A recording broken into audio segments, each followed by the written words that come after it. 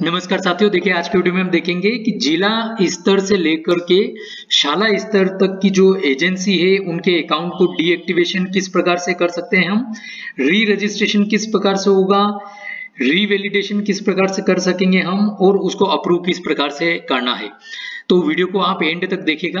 तो यहाँ पर देखिए सबसे पहले हमको पीएफएमएस पोर्टल की वेबसाइट पर आना है pfms.nic.in। यहाँ पर आने के बाद में आपको लेफ्ट हैंड साइड में लॉगिन बटन दिखाई देगा, ये जहां पर आपको रेड बॉर्डर दिखाई दे रही है, इस लॉगिन बटन पर हमको क्लिक करना है। क्लिक करने के बाद में यहाँ पर लॉगिन क्रेडेंशियल्स दिखाई देगी, यहाँ पर हमको ईयर 22-23 से सिलेक्ट रखना है। नीचे जिस एजेंसी का हमको अकाउंट डीएक्टिवेट करना है और आगे की प्रोसेस करना है उस एजेंसी से हम यहाँ पर लॉगिन करेंगे। यूजर आईडी पासवर्ड डालने के बाद में हम नीचे लॉगिन बटन पर क्लिक करेंगे। लॉगिन बटन पर क्लिक करने के बाद में यहाँ पर माई स्कीम आपको लेफ्ट हैंड साइड में बहुत सारे ऑप्शंस दिखाई देंगे, जिसमें माई स्कीम दिखाई देगा ऑप्शन, उस पर हमको जाना है।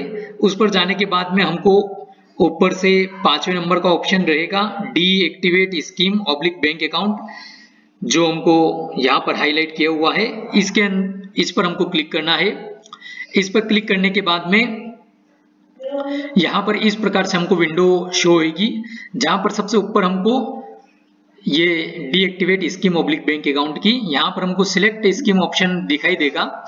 यहाँ पर हम 5330 लिखेंगे इस प्रकार से, तो आपको नीचे समग्र शिक्षा 5330 MP 324 ये हमको ध्यान रखना है, ये हमारी स्कीम का नंबर है MP 324, इसको सिलेक्ट कर लेना है। इसको सिलेक्ट करने के बाद में इस प्रकार से स्क्रीन हमको दिखाई देगी। यहाँ पर अब हम सीधे सर्च बटन पर क्लिक करेंगे। सर्च बटन पर क्लिक करने के बाद में इस प्रकार से हमने जिस एजेंसी से लॉगिन किया है उसका हमको यहाँ पर अकाउंट से संबंधित जानकारी दिखाई देगी। पहले वाला ऑप्शन जो है, हमने पहले कभी इस एजेंसी का डीएक्टिवेट किया होगा, उसमें हमको कुछ भी फंक्शन करने के लिए वो एक्टिव नहीं है, उसको हमको छोड़ देना है। दूसरे नंबर का जो ऑप्शन है ये वाला, ये अभी एक्टिव है, हमको इसको डीएक्टिवेट करना है। तो हम यहाँ पर जो चेकबॉक्स हमको दिख रहा है, हमको इसको चेकबॉक्स को चेक कर देना है। चेक करने के बाद में ये यहाँ पर हमको चेक लगाना है। यह लगाने के बाद में यहाँ पर हमको नॉट इन यूज लिखना है। फिर उसके बाद में हमको यहाँ पर सबमिट बटन पर क्लिक कर देना है। सबमिट बटन पर हम जैसे ही क्लिक करेंगे तो इस प्रकार से हमको एक मैसेज दिखाई देगा, agency with the following agency code will be rejected. ठीक है, इसको आप चाहें तो नीचे जो नंबर दिया हुआ है कोड MPNE करके, या आप चाहें तो इसको नोट करके आपके पास में रख सकते हैं। ओके बटन पर हमको क्लिक करना है। ओके बटन पर क्लिक करने के बाद में इस प्रकार से फिर से एक और मैसेज हमको दिखाई देगा, do you want to continue. यहाँ पर फिर से हमको ओके बटन पर क्लिक कर देना है।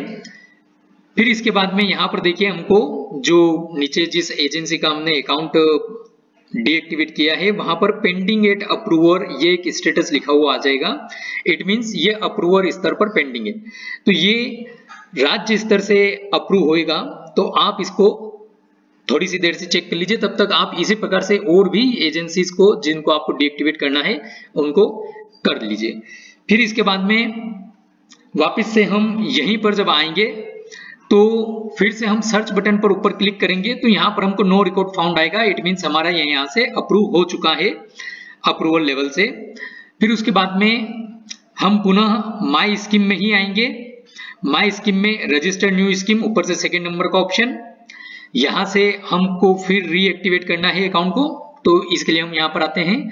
यहाँ पर देखिए registered new scheme oblique bank account है, तो यहाँ पे हम पुनः सिलेक्ट स्कीम इस वाले बटन के लिए हम यहाँ पर स्कीम के अंतर्गत लिखेंगे 5330। जैसे हमको पहले यहाँ पर नीचे पॉपअप आ गया था समग्र शिक्षा 5330 MP 324, हमको आ जाएगा, हमको सिलेक्ट कर लेना है उसको। फिर उसके बाद में जो हमको रेडियो बटन दिख रहे हैं 3, उसमें हमको तीसरे नंबर का जो आखिरी रेडियो बटन है उसको हमको सिलेक्ट कर लेना है। उसको सिलेक्ट करने के बाद में सर्च बटन पर हमको क्लिक करना है। सर्च बटन पर क्लिक करने के बाद में इस प्रकार से हम यहाँ पर हमको बहुत सारी जो है एजेंसीज ओपन होगी, उसमें से हमको हमारे जिले की जो फंडिंग एजेंसी है उसको सिलेक्ट कर लेना है। फिर उसके बाद में चेक SNA डिटेल्स बटन पर क्लिक करना है। अभी हमको यहाँ पर जो हमने जिले की एजेंसी सिलेक्ट करी है वो हमने क्यों करी है ये भी हम आगे बात करेंगे। तो चेक एसएनए डिटेल बटन पर हमको क्लिक करना है। जैसे हम इस पर क्लिक करेंगे तो यहाँ पर इस प्रकार से हमको ऑप्शंस ऑन हो जाएंगे। तो यहाँ पर देखिए स्टेट नोडल अकाउंट हमको बाय डिफॉल्ट सिलेक्ट रहेगा, यहाँ पर हमको इसी को रखना है। यहाँ पर आपको 4 प्रकार के ऑप्शन दिखाई देते हैं जिसमें आपको सबसे पहले वाला स्टेट नोडल अकाउंट ही सिलेक्ट रखना है। उसके बाद में नीचे देखिए यहाँ पर आपको ब्रांच नेम भी जो भोपाल की दिखाई देगी और यहाँ पर जो अकाउंट नंबर है ये भी हमको भोपाल का यहाँ पर दिखाई देगा 000734। तो यहाँ पर देखिए इस प्रकार से हमको agency account scheme component mapping पर हमको क्लिक करना है। ब्लू कलर का जो बटन है इस पर क्लिक करते ही इस प्रकार से यहाँ पर हमको पहले वाला ऑप्शन जो स्क्रीन है उसमें यहाँ पर बाय डिफॉल्ट कोई भी चेक नहीं रहेगा। नीचे वाली जो स्क्रीन दिखाई दे रही है इसमें हमको समग्र शिक्षा एमपी इसको सिलेक्ट करना है और फिर सेव बटन पर हमको क्लिक कर देना है। सेव बटन पर क्लिक करते ही ये इस प्रकार से यहाँ पर पुनः हमको सेव बटन पर क्लिक करना है। तो इस प्रकार से यहाँ पर ये हमारा कार्य रजिस्टर्ड न्यू स्कीम का भी हो जाएगा। जो हमको एसएनए अकाउंट से जो मैपिंग करनी है वो हमारी यहाँ पर कंप्लीट हो जाएगी। तो अभी तक हमने डीएक्टिवेशन किस प्रकार से करेंगे वो देख लिया। इसी प्रकार से रजिस्टर्ड न्यू स्कीम वापस से एसएनए अकाउंट से किस प्रकार से हम मैप करेंगे ये भी देख लिया। अब इसके बाद में हम माई स्कीम में ही मैनेज वाले ऑप्शन में आते हैं। यहाँ पे सबसे ऊपर जो मैनेज ऑप्शन हमको दिखाई दे रहा है इस पर हम क्लिक करेंगे। इस पर क्लिक करने के बाद में ये देखिए यहाँ पर इस प्रकार से हमको कुछ ऑप्शंस दिखाई देंगे जिसमें अभी बाय डिफॉल्ट यहाँ पर जो हमारा अकाउंट था उसका स्टेटस हमको दिखाई दे रहा है, राइट चेक लगा हुआ है। यहाँ पर हमको देखिए 3 प्रकार के स्टेटस बैंक अकाउंट में दिखाई देंगे। सबसे पहला तो जो है पेंडिंग दिखाई देगा आपको जैसे ही आप रीएक्टिवेशन के लिए अप्लाई करेंगे तो इस प्रकार से पेंडिंग बटन हमको दिखाई देगा जो फर्स्ट वाला है। फिर उसके बाद में यदि बैंक स्तर से यह अप्रूव हो जाता है तो यहाँ पर हमको इस प्रकार से सेकेंड नंबर का जो ग्रीन कलर में राइट चेक दिखाई दे रहा है वो दिखाई देगा। और थर्ड नंबर पर यदि बैंक स्टेटस बैंक से जो हमारी रिक्वेस्ट है वो रिजेक्ट हो जाती है तो हमको इस प्रकार से रेड कलर में क्रॉस बटन दिखाई देगा। तो यहाँ पर यदि फर्स्ट नंबर वाला जो ऑप्शन था पेंडिंग है इसमें हमारा बैंक स्तर से पेंडिंग है। इसके बाद में बैंक स्तर से 2 प्रकार का कार्य हो सकता है, या तो हमारा जो रिक्वेस्ट वो अप्रूव हो जाएगा या तो फिर रिजेक्ट होगा। यदि अप्रूव हो जाएगा तो जो हमने अभी देखा ऊपर की स्क्रीन में इस प्रकार से हमको यहाँ पर राइट चेक आ जाएगा, ठीक है। अब उसके बाद में यदि रिजेक्ट होता है, रिजेक्ट के केस में हमको क्या करना है तो उस केस में जिस स्तर से ये एजेंसी बनी है 1 स्टेप अप वाला फॉर्मूला यहाँ पर कार्य करेगा।